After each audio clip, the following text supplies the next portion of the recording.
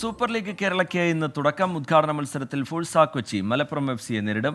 രാത്രി 8-ന് കലൂർ ജവഹർലാൽ നെഹ്റു സ്റ്റേഡിയത്തിലാണ് മത്സരം. കലൂരിൽ നിന്ന് അനിൽ വാസുദേവ് നമുക്കൊപ്പം ചേരുന്നുണ്ട്. അനിൽ, എന്താണ് സ്റ്റേഡിയത്തിന് മുമ്പിലെ കാഴ്ചകൾ? കാണികളൊക്കെ എത്തി തുടങ്ങിയോ അനിൽ? കാണികളൊക്കെ എത്തിത്തുടങ്ങി. സൂപ്പർ ലീഗ് കേരളയുടെ പ്രഥമ സീസണ് കിക്ക് ഓഫ് ആവാൻ ഇനി ഏതാനും മണിക്കൂറുകൾ മാത്രമാണ് ബാക്കിയുള്ളത്. 8 മണിക്കാണ് മത്സരം തുടങ്ങുക. 6 മണിക്ക് ഔദ്യോഗിക ഉദ്ഘാടന ചടങ്ങുകൾക്ക് തുടക്കമാവും. എന്തായാലും കേരളത്തിൻ്റെ സ്വന്തം പ്രൊഫഷണൽ ലീഗ് എന്ന പ്രത്യേകതയാണ് ഈ ലീഗിനുള്ളത്.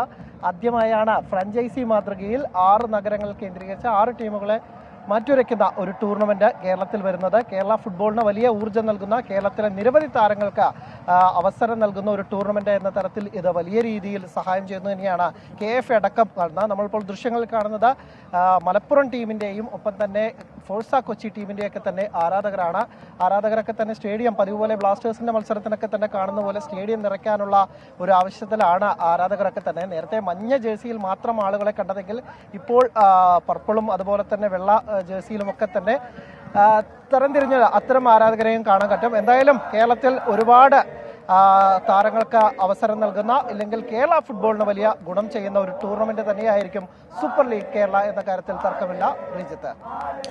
ശരി, അനിൽ വാസുദേവ് വിവരങ്ങൾ പങ്കുവയ്ക്കുകയായിരുന്നു കലൂർ സ്റ്റേഡിയത്തിൽ നിന്ന്. രാത്രി 8 മണിക്കാണ് മത്സരം. കാണികളൊക്കെ ആരാധകരൊക്കെ എത്തിക്കൊണ്ടിരിക്കുകയാണ്.